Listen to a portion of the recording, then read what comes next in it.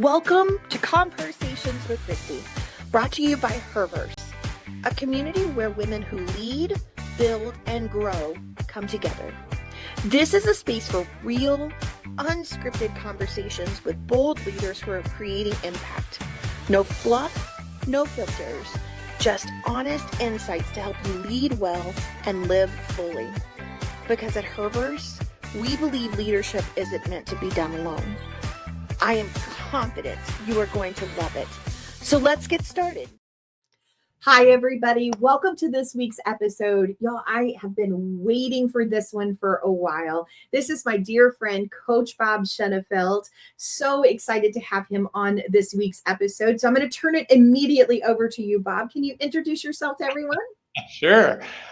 Coach Bob, I came up with that name for my business when I first became an implementer, because I started a few businesses, I failed a few businesses, sold a few businesses successfully, and then I decided to become an implementer about 12 years ago, and I had to come up with a name. And I'm known in my community as Coach Bob because of coaching my kids' teams. So even a lot of parents called me Coach Bob. So I'm here to inspire, teach, learn, and coach, and help visionaries to know and act like they matter, and to realize their vision. And then just a little personal, married for 25 years this year to my amazing wife, Cheryl, I've learned so much from her in my life. And then with my daughter, Grace, who's just turned 23, and my son, Nick, that's 19. And I bring that up not only because they're a huge part of my life, but that was probably for 25 years was 80% of my focus. And now that they're living on their own, it wasn't easy, but now kind of recasting my vision is one of the things that I'm working on. But yeah, I love to help people to live the life of their dreams, and starting with me, because I'm still client number one. I love that. I love that. And you being client number one means that you're really focused on your vision right now, which I'm excited about. So tell me a little bit, Bob, about how do you really manage the dream, the steps it takes to make the dream happen, and then the reality, because that's not always in reality, right? Yeah, doesn't always go as smoothly as it does in our thoughts, right? Right. And that's a great question, because that's been part of my frustration. I was interviewing someone on my podcast the other day, which is Viva La Visionary, and someone asked me the question, how do I deal with the depression of not realizing a vision? And it just stuck me in the heart. And I've realized that I have huge visions, and sometimes, again, those are dreams, and that's part of the vision. And I have beaten myself up a lot. I haven't saved the world yet. I haven't. It's like, okay, dude, take a deep breath. And so it's a great question. I thrive where I can express my vision. And that doesn't have to be to my team or the world even. But as you know, I have with the stuff that I teach from my book, it's to make time for myself, which is the most important person in the world. No offense to my wife. But as I'm stronger, I'm more beneficial to her. So to take time to dream on the whiteboard, I record a lot of my dreams. So at least I hear myself think and feel myself feel. Now, one of the things I'm learning is to not throw that to everyone on my team every day, because then that gets away from the steps and the reality.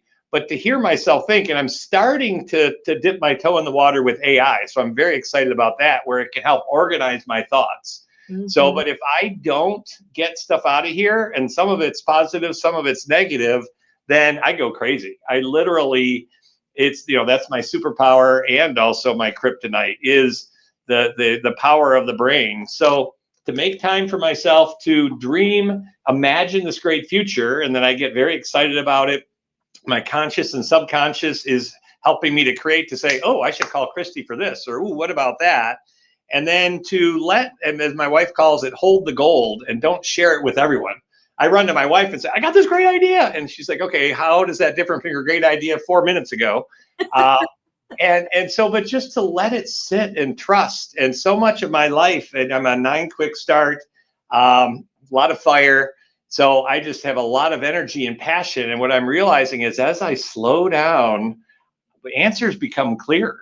So that's part of the dream, and part of the steps are the answers that are becoming clear. So learning to meditate a little bit. And I have a few of my own ways to do that. And there's no right or wrong way, but just to really spend time with myself, and then with whatever comes down, whether it be my dad who passed away years ago, or God, or my head, or my heart. When I slow down, the answers are there, which are some of the steps. And then to have a great integrator that I can dream with, and that we're clear that it's like, these are not action items. I don't need you to do anything. I just need a safe space to hear myself think. And then hopefully, and fortunately, my integrator, Angie, who's amazing, is very good at discernment and asking questions, because not all of my dreams are something to implement today. So helping me to talk it through, because I often will figure out, that doesn't make sense, or maybe not now, but if it's banging up here and I'm not achieving it, I get frustrated.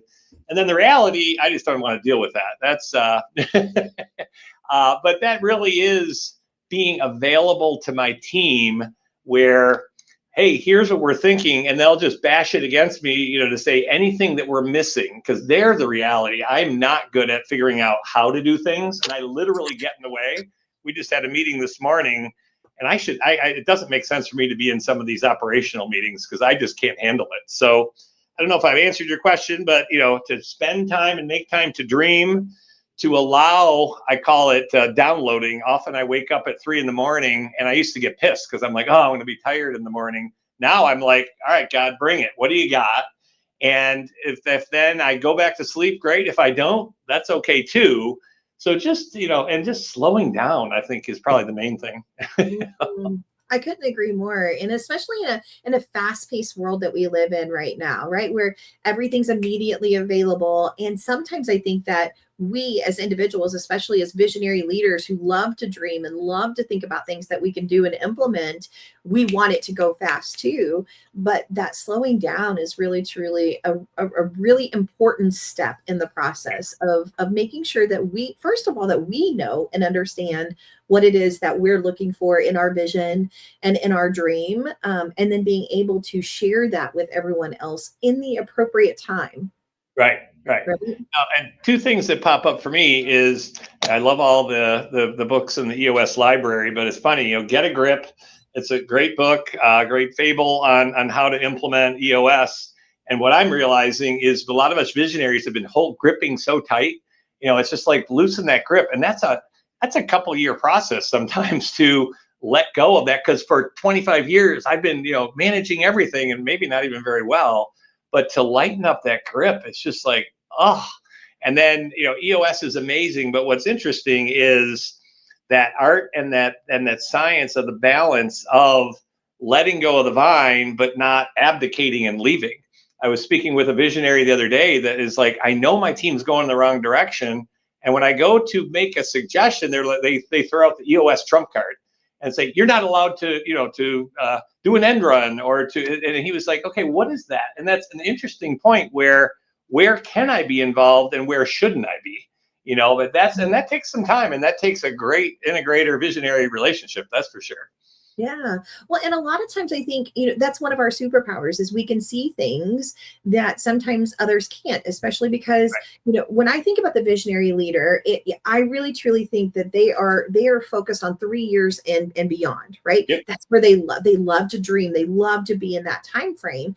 When you pull me back into 1 year, or even worse, pull me back into today, like that's where it's frustrating.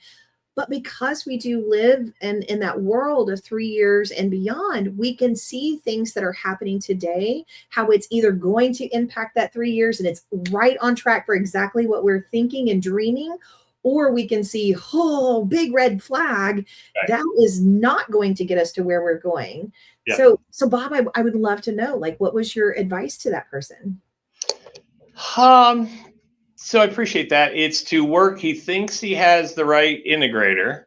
So I propose to work with someone, and I'm a possibility. They haven't made that decision, but to really be clear, because again, that visionary integrator thing is so important, where I actually feel I don't need to be in the L10 and I kind of get in the way, but to be able to have a place to vent and to dream with the integrator, to say, I think this is going to go wrong. And they may say, hey, come on in. So I think part of it, I think the biggest thing, my experience share was, bring in a third party to make sure the two of you are on the same page and you have a cadence, and you're not telling her what to do. You're saying, here's my concern. And then often, again, they'll be like, I got it. I mean, I was already on it, or I'm aware of it. But it really is building the confidence of the integrator and the trust between the two of them. Because again, he's like, if I ignore it, there was a mistake on one of their projects that could have injured someone. And he's like, I was afraid to step in.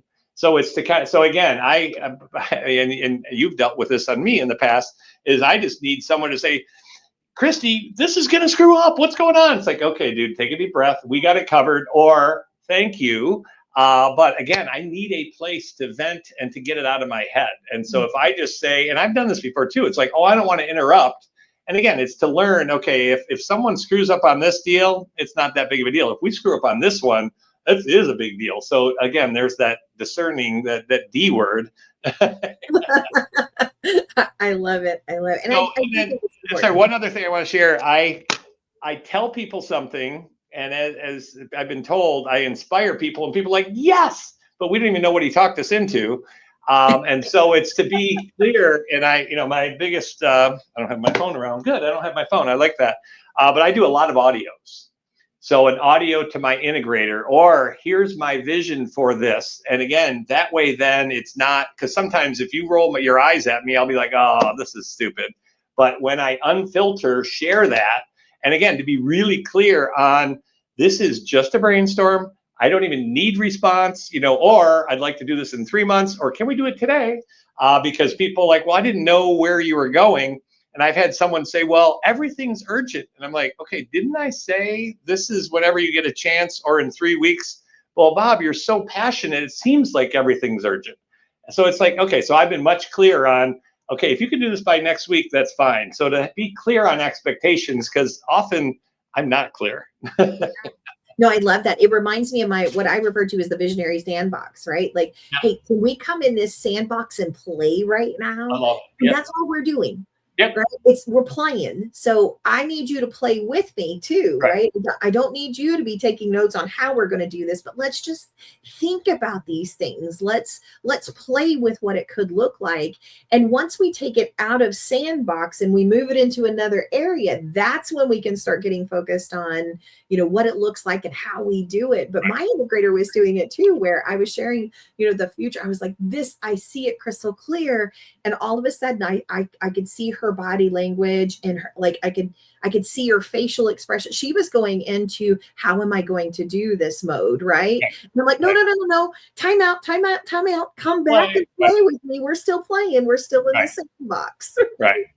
Well, and with the audio, it's not just saying, hey, in 3 years, we're going to have 10,000 people doing this. It's the emotion behind it. So imagine it's kind of like the 3-year picture exercise in EOS. It's like, hey, we take a time machine, and 3 years from now, imagine we're toasting each other, and the clients are coming up and hugging us, and they're sharing how not only is their business rocking, but they're happier at home because they now have balance, whatever. And so it's that emotion then gets my team interested. So so it's not just the linear, it's also the emotional side.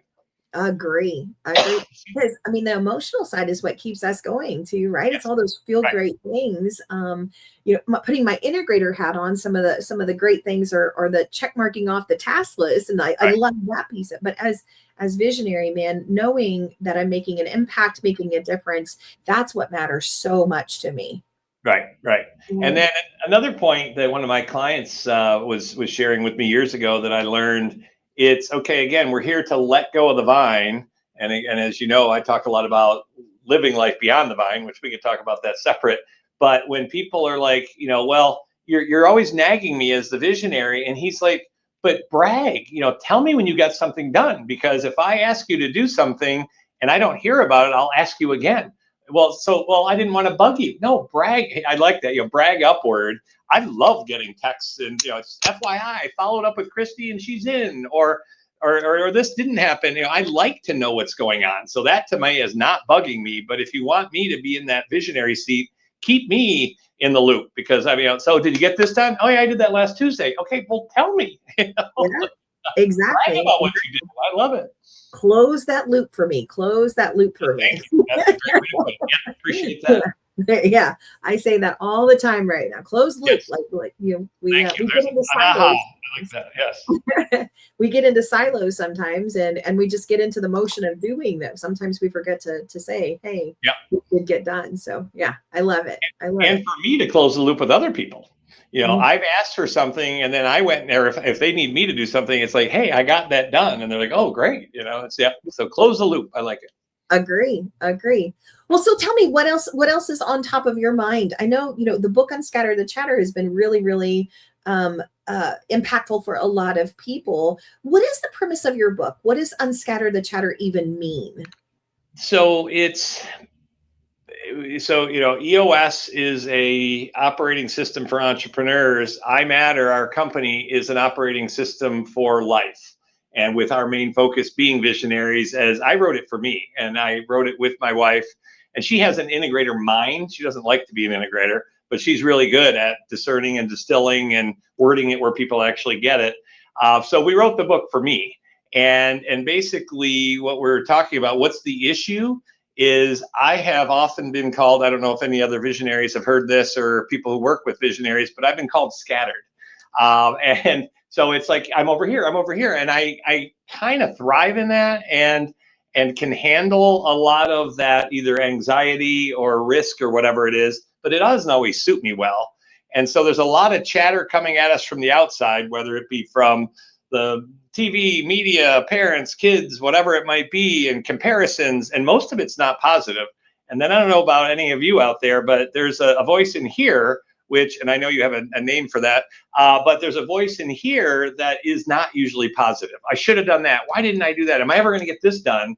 And so with iMatter, to help people to know and act like they matter, we developed a system. So Gino Wickman, the founder of EOS, and I have been best friends for almost 30 years. And we've learned so much from EO and Strategic Coach and all these other programs out there. He gleaned a lot of it for business. I gleaned a lot of it similarly, but for the personal side. And so I used to avoid structure like the plague. And so Gino taught me that structure around who matters most and what matters most actually allows more time for creativity and for magic and for dreaming and whatnot. And so there is real value to some structure. So we created a structure for me that helped me to realize what matters most, clarify who I am, and to follow my North Star. So similar to a business operating system, what's your why, what, and how? What's my why, what, and how? So we developed tools over the last 15 years that I've been using and coaching other visionaries on. And it's kind of cool how well it works. And it's there's common vocabulary around it. And so it's a way to ultimately elevate your mind and expand your impact. So my mind isn't always positive. And again, my mind, my ego often is trying to keep me safe. So, well, don't go too crazy because Kristie may laugh at you or her audience may think you're nuts. So just don't go there.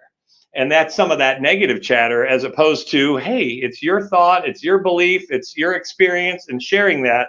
And as I elevate my mind and kind of letting go, I can't even think of the author right now.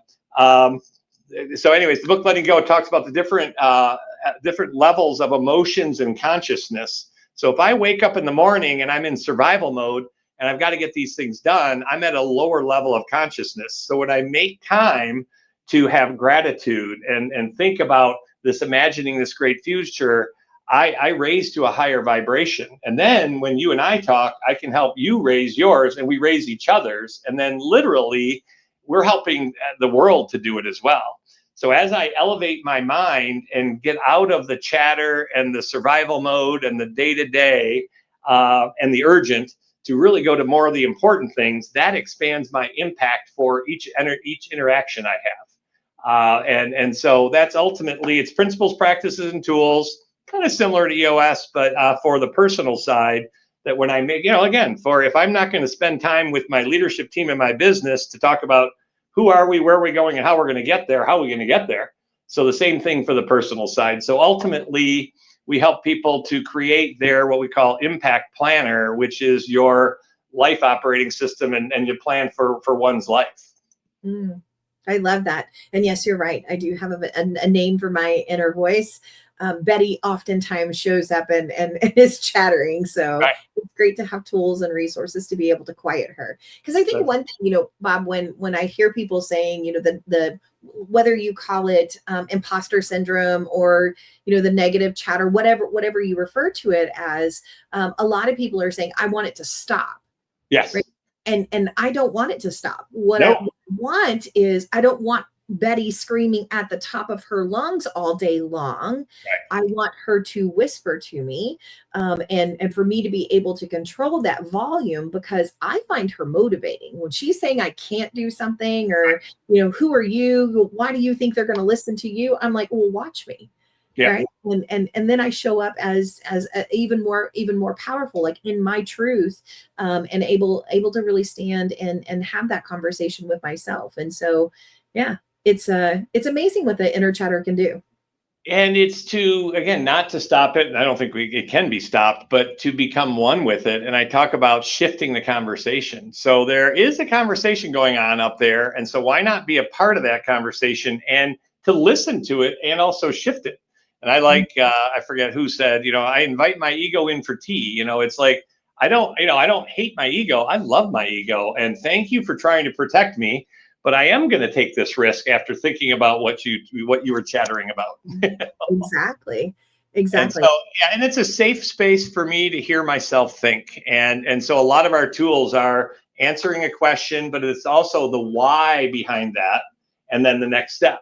And so it's a bit of a Trojan horse, because sometimes I have a hard time getting to my heart. My family shoved emotions down. We're the positive family. It's like, well, I'm a little sad. Well, you've got this and you've got that. So I'm like, oh no, I don't want to be sad. But then I'm realizing not only am I shoving the lower vibrational energies and emotions down, I'm shutting down some of the joy and the love.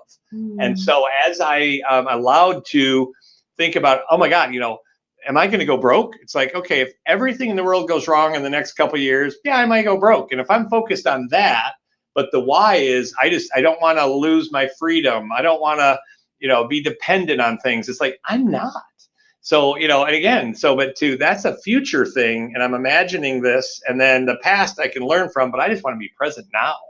And yeah, so that's a safe space to hear myself. And then I do audios to my team, so they get to hear some of my answers, and it's unfiltered, which takes a while to get to that point. But they get to hear what's going on in my head and my heart, where again, I'm kind of Trojan horsing into the mind, and they're like, that's fine. But then the emotions come out. But then I'm sharing that with the team, and then the team is like, okay, there's an issue for the L10, or here's something you can delegate. And it's amazing, because often if I have an idea, then I'm like, well, I'm not going to tell Kristie about it. It's not that big of a deal. Well, the ship has already sailed if I already sent that audio. You know? Well, that's very true. Right? Yeah, it's out there now. There we go. Right. Yeah. How does your team respond to that? It took a little while, and not everyone was right for my team. You know, as you know me pretty well, I am very emotional, and if I wear my heart on my sleeve, and if I don't share it, again, that's where it gets built up, where it's like, oh, Kristie bugged me here or did this. Okay, let's just get rid of her. Okay, that's not fair to you or to me. But if I can be open and honest to say, hey, I was a little frustrated that this didn't happen, and I was probably part of the issue, so let's talk about it. So it took probably a year and a few people transitioning in and out. And then my wife is on my team for I share my weekly and my daily check-ins. And I used to be like, okay, well, if I share this, she may hear this. And it's like, okay, does she matter most? Of course she does. All right, well, do I have action items around things? So it actually helped my marriage to say, hey, you know, I love my work and that's great. But and again, for me, the action items aren't just for work, it's for my life. You know, and so it's like, hey, if my wife matters most, the why is because I love her and I want her to know how much she's loved and how much I appreciate her. So next step is surprise her with a rose and take her out for dinner. And she's like, wow, you're acting, you know, did you do something wrong? No, I realized that you mattered most. And oh, by the way, you know, here, and I'm risking that she wants that and loves it. And fortunately she does. Yes, I can definitely see that. Well, Bob, I love that you've created something that's so powerful for you that you've been able to share with others. And I had no doubt this was going to be a fun conversation. So thanks for coming and sharing. If people want to reach out to you and connect with you, what's the best way for them to do that? So imatter.com is our website, and my email is bob@imatter.com. So IMATTER. And again, the stronger I am, and when I act like I matter, the more people I can support. So yeah, it may sound selfish, but it's I matter. So yeah, bob@imatter.com. I love it. I love it. Well, friend, you know, I love to round out all of our episodes with 3 questions. The first one is diving into honor, right? Who is a woman of a past generation that you would love to honor? Well, my mom is 93 and alive, and I'm honoring her right now. I actually just did a little piece of art that I gave to her last Saturday on the 10 things that she has taught me. And so that, but we say a past generation, I mean, and that came from my grandma, which was my mom's mom. She lived to 2 weeks before 100 years old. And really, fortunately, got to know her fairly well before she passed. And she was pretty coherent. And she grew up, I mean, she was born in 1899. I mean, so like, think about all the changes. She graduated from college. Not many girls did back then. To hear, literally some of the things she went through as a kid. So even her mom passing when she was like 4 or 3. And so they literally had the casket in her house. And she climbed into the casket and she got yelled at. And she was just trying to go be with her mother. I mean, so, and I don't say that for victimization or anything, but the fact that she had to overcome all those things, and she was still one of the most wise women ever for me growing up. And so I was just honored and blessed. And so it's interesting because my mom now reminds me of my grandma because she's now 93, but I honor both of them so much. They've been so inspirational. Oh, I love that. Grandparents, and grandmas just have a special place in our heart. That's for Yep. sure. Yeah. Absolutely. What about empower? Who is a woman of a current generation that's in leadership or business today that either you hope to empower or that empowers you to be your absolute most? And I'm not doing this just to suck up, but my wife, Cheryl, because she will see this. So Cheryl, no. But the reason she comes up is she is a leader to our community and with our schools that our kids have been in and with our kids and with me. And she was the one who, when we met, I was very driven on success, and net worth and everything. And she's like, "You're so focused on doing. What about being?" And I'm like, "You don't get it. This is what this world is all about." And she helped me to realize I didn't get it. And so to be able to have her in a leadership position, and now with our kids grown up, we are kind of like, okay, what do we do now? And I'm so excited to create the next stage of our relationship. And so again, she's very connected spiritually, very intuitive, and she's coming back into that now that because for 25 years, her main focus was the kids. But yeah, she's been a huge inspiration to me and so many other people. And she creates an experience where people feel heard.